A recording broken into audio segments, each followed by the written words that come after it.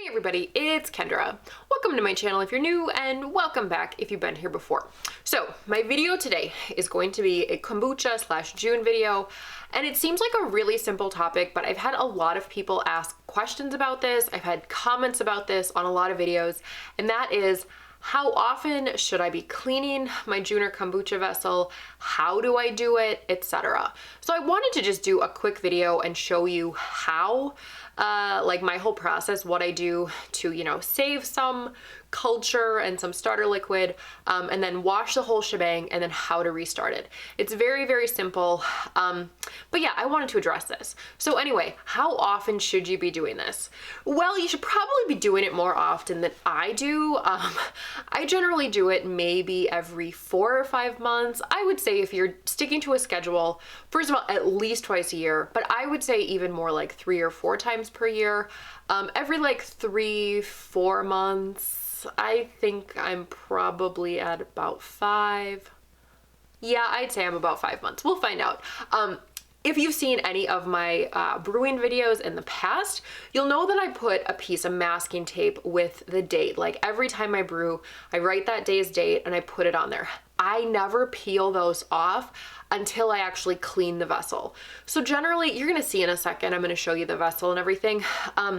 Once I get a nice layer of masking tape, then I know it's probably time to clean it. So yeah, frequency, I'd say like every 4 months, you're probably totally cool with that. So another thing I want to address is just why. Why should you be cleaning your June or kombucha vessel? First of all, it kind of helps to keep things balanced. Like after many, many brews, you will notice like the liquid starts to get a bit cloudy. It might seem like there's getting to be too much yeast, and also SCOBY growth. I mean, you're gonna see today, I'm gonna peel off a whole bunch of SCOBY, especially with June. June brews very, very, very quickly, and it's very possible within no time to have like 2 or 3 inches of SCOBY. That's taking up a lot of space in your vessel, and it's also making things brew really, really fast. I've been finding lately, I can literally have 2 gallons of June brewed in 4 days. I'm not kidding. Like if I go to 5 days, it's already getting to that like, okay, I've got to save this stage. Like it's a little bit too tart. So then in the flavoring stage, I'll have to add a little bit of like maybe blueberries or some type of sweeter fruit, just so it's not so tart. So yeah, if you're not cleaning your vessel, it's really strong. You've got a really potent brew there. It keeps going and going and going. It's really doing its thing. I can't keep up with 2 gallons of June every 4 or 5 days. I don't have any clean vessels left anymore. I don't have any clean bottles anymore, just because I've got so much already done. So yeah, I do like to clean it to just sort of slow things down a little bit. It's like June, slow your roll. I love ya, but I don't drink a half a gallon of June every day. Also, obviously, I do want to mention, sanitation. If you feel comfortable putting your vessel in the dishwasher, you can do that. That'll sterilize things nicely. I personally do not feel comfortable putting my big 3-gallon glass vessel into the dishwasher, so I will just be hand washing it. I also will be sanitizing it with some white vinegar. So, you've got options. If you don't feel comfortable putting stuff in the dishwasher, you can totally wash everything by hand and sanitize it. I'm not gonna actually put anything from my brewing vessel into the dishwasher. You could put the spigot in there, but just for the sake of time today, I'm not going to. In general, I don't actually put any of my stuff in the dishwasher, because when I do this whole process, I just want to have it done, and our dishwasher takes like an hour and a half, so I just don't have the patience to wait for it. But again, sterilizing with white vinegar is perfect. But please make sure you're really rinsing out the white vinegar, because you don't want that vinegar with your brew. All right, so now I'm gonna show you exactly how to do this, how to clean your June vessel, and also how to like save the starter so that you can start brewing a fresh batch in a lovely clean vessel. Alrighty folks, so here is my June. I've got my nice 2-gallon, actually this is a 3-gallon vessel, but I only put 2 gallons in here. This is a batch that is ready to go. It says the date October 19th on here. Today's date is actually October 24th. So October 19th is when I started this batch. So it's ready to go today. I'm gonna be flavoring it today, but I also thought it's getting to the point it needs to be clean, so I'm gonna show you how to clean it. So first things first, I mentioned that I like using masking tape. The reason I like using masking tape and just layering the tape on every time is because I can do this. I can take it off and find the very first time I brewed in this clean vessel. So June 11th was the last time I cleaned this vessel. So here we are about 4.5 months later. It's a good time to actually be doing a reset, doing a cleaning. And if I take this off, you're gonna see why I want to clean it and why I want to get rid of some scobies. So you can see I've got a nice thick layer of SCOBY on here. It looks super, super good. It's a very, very healthy looking SCOBY, but it's just a lot. This is taking up a lot of space. Because it is so thick, it's causing things to brew so quickly, so it is time to go. Also, if I bring you in really close here, like this looks great. This is what you want. You want this nice, beautiful looking SCOBY. It's perfectly clean. It's really lovely. Isn't that cool? Science is so neat. Also, if you look on the bottom here, before I stir this up, there is a layer of yeast down here. And this is just getting to be a bit thick, so I do want to deal with that. All right, so the first thing that I want to do is mix this up. I mix this up every time I brew anyway, but I want to get the yeast, all that good stuff. I want to get that mixed around because I'm going to take off some starter liquid and I want to have a nice mixed up concoction, a nice mix of all of that stuff. Now, since this is a 3-gallon container and I brew 2 gallons at a time, I am going to take a 1/2 gallon jar, 2 quarts, and I'm going to drain off that much liquid. So this is going to be my starter liquid for my next brew. So I like to use a glass jar with a lid so I don't have to worry about bugs while I'm getting everything cleaned. And also, as this June is ready to be flavored, I'm just going to take my gallon glass jars and take off as much liquid as I can. So this I'm just going to flavor as I normally would. I'm going to set this aside and do this after this whole process is done. Obviously, usually at this point, if I were just doing like a continual cycle of brewing, I wouldn't be taking off all of the liquid because obviously I want to leave starter liquid for the next batch. But since, you know, that 1/2 gallon jar, that is my starter liquid. So I'm just going to take this down as far as I can.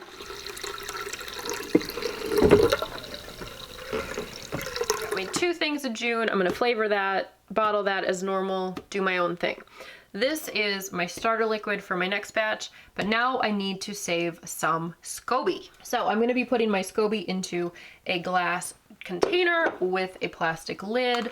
It's not going to be in there for too long, but I just want to make sure it's really protected and is not getting any bugs on it. And now that this is all cleaned out, you can really start to see why I want to clean this. You know, you can see all these yucky bits on the inside. This is fine, it's not harming anything, but it's just kind of ugly. It's just dirty. I want to take care of this. I want to clean this out. Alrighty, and now for the ease of showing you the SCOBY and how much I'm going to keep, I'm going to take the whole thing out and put it in this bowl. It's actually really big. I'd say this is probably like 2 pounds worth of SCOBY. This sucker is real heavy. So you can see it's very thick. You know, it's got all these different layers. Some are prettier than others. So what I want to do is just peel these apart and maybe keep the top couple layers. You know, I could probably only keep like the top 2. It peels apart quite easily. So yeah, I'm just gonna start with this chunk. You know, this is probably like 2 or 3 brews worth, and this is perfect. This is plenty for starting. So I'm gonna put my SCOBY in my little container, cover it up, and I'm ready to clean. For the rest of the SCOBY, what do you do with this? Well, you have some options. I mean, you can just chuck it. That's totally fine. It's really nice as compost. I have composting worms. I'll probably feed some of this to my worms. I won't put the whole thing in there because I don't actually have that many worms at the moment. If you have chickens, you can feed this to your chickens. They really like it. If you just have a garden, you could just bury this into the garden. If you have a compost pile, you could put it there. You could give some to friends. You could grind it up and make a face mask out of it. Apparently you can dehydrate SCOBY and eat it. I don't know. There are lots and lots of different options. I will probably be feeding some of this to my worms and then tossing the rest. So yeah, that is all that is left inside the vessel. You know, it looks pretty good. It doesn't actually look that dirty besides these bits on top. So anywho, now I'm gonna show you how I clean this. Well, hi Kimchi, are you coming to help? Thanks, Goose. What a good helper. Alrighty, so first things first, obviously I'm gonna dump out that liquid. I gotta take the spigot off. So first I'm going to remove that.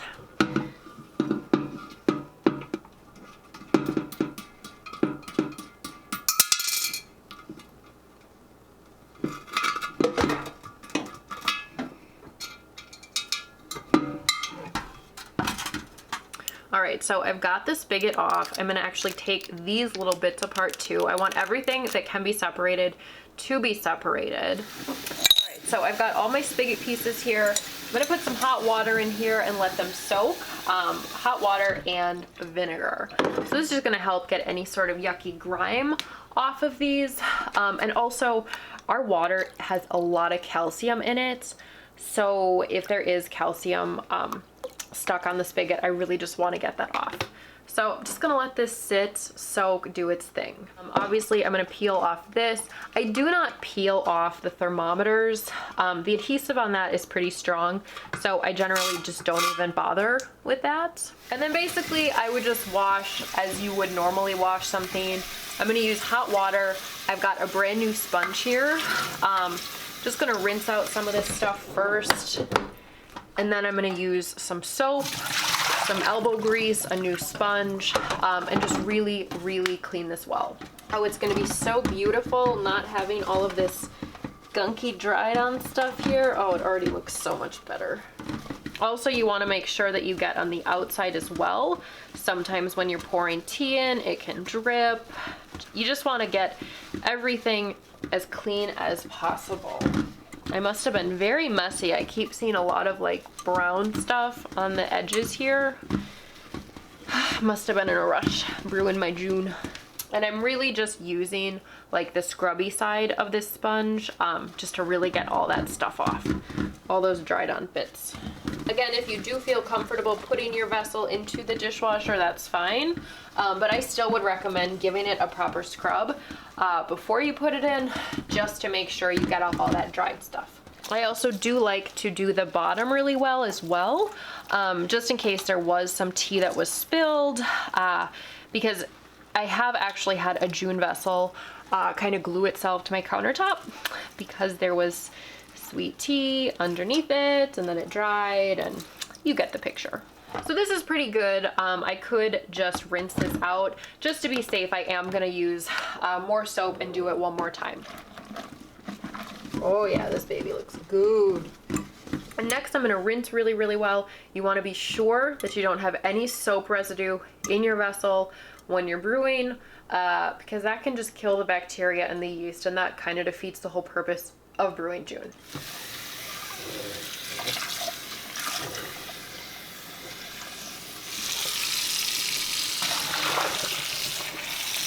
So definitely take your time with this. Make sure you get all the soap out. All right, so I feel like this is pretty well rinsed. Now I'm gonna splash a little bit of white vinegar in it just to really sterilize everything. All right, let's see how I can do this. Just gonna kind of go like this. Obviously I'm gonna lose some at the hole. But this is gonna help just sterilize everything. And then again, you're gonna wanna really rinse this out very well. You don't want any of that white vinegar residue left. You know, I only clean this out every like 4.5, 5 months. So I am gonna take a little bit of extra time when I actually do clean it to make sure it's done well. All right, so this is pretty well done. I'm gonna set this aside while I clean the spigot. All right, and now for the spigot and all of its parts, I'm just gonna wash this out as well as I possibly can. If you had a skinny little brush, I don't even know what you'd call it, but some tiny little brush that could get in here and clean that, I would highly recommend doing that, just in case there is any like built up SCOBY or grime in there. I actually do not have one of these brushes at the moment. I think I destroyed it doing some other project. Can't quite remember. So again, soap, water, just really take your time scrubbing it out. I like to do this to let everything go through, and then I also like to put some soap directly into this to just really clean it out.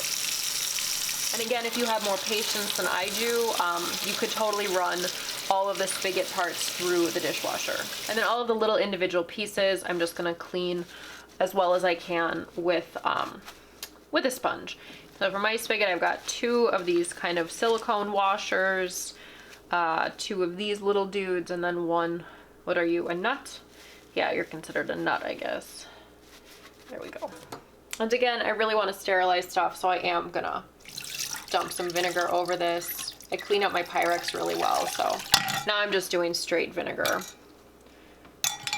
Just really sterilize it, and then I'm gonna rinse.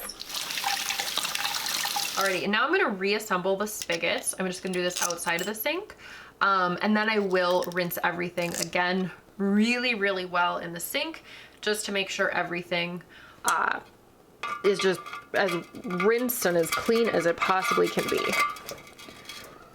Meow! Hi, Kimchi. I've got a kitty coming to help me. And again, obviously, wash your hands before you're doing all this. And then to get it back on, I usually do this from the outside because I don't really feel like getting out a wrench. There we go. So that seems pretty tight. That seems pretty good. Now I'm gonna rinse everything really well, but also this last step, I'm gonna test and make sure this is tight enough. If it's not leaking, then I'm good to go. Again, super hot water. Rinse everything out. And then I do like to let it tip it and then let it run through the spigot. And that also lets me see if it's leaking. And it looks pretty good right now. I don't see any leaks. Yep, that looks good. I'm satisfied with that. No leaks. I'm gonna dump this out and then we can rebrew. All right, and then when I take it out, I do put on a towel to get the bottom dry, and then I will also dry off the sides, but I really don't care about the inside. All right, so here we are. I've got my vessel totally cleaned, and inside I have 6 quarts of cool water. I just brewed up some tea. I've got 2 quarts of hot water that I brewed for 20 minutes with 6 tablespoons of green tea. So now I'm gonna strain this into the water. This is the one time in the brewing cycle that I can actually dump this hot stuff directly into the vessel, because as of now, this does not contain any SCOBY or culture. I normally would never dump hot tea directly into this because it would hurt the culture. But now, because it's just water, I totally can, and it just makes my life easier. So I'm gonna strain my hot tea through this strainer just to get out any last little bits of tea.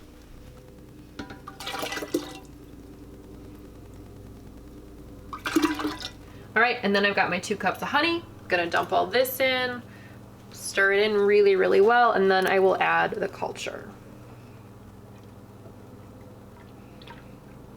All right, now all we have to do is add in our starter liquid and our SCOBY, cover this puppy up, and we are good to go. Lots of yummy stuff in there. A nice big chunk of SCOBY. There you go, little baby. Go have fun. Enjoy. All right, there we go. We got this nice clean vessel, nicely restarted. It looks beautiful. I will probably do this again in 4 months. So yeah, there you go. It's pretty easy to clean your vessel and, you know, restart and do all of this. Again, I'd say every like 4 months. If it goes a little bit longer, it's fine. Also, I just want to say, when I am cleaning this, you know, I'm not super concerned about mold. I did do a video a few months ago about mold. I did have SCOBY mold, but it wasn't because I didn't clean it. The whole problem with that video was because I had drained off a ton of June and then I let it sit for 3 months. So basically what happened is it just dried out. It dried out. There wasn't enough, like the pH just wasn't low enough. There was no liquid. The pH like wasn't acidic enough to protect the SCOBY. So for me, when I clean my June vessel and, you know, get everything restarted, I'm not really concerned. Like, I don't have a major concern. Oh my God, I'm getting mold. There was a bug in it. None of that. I really prevent all of that stuff to begin with.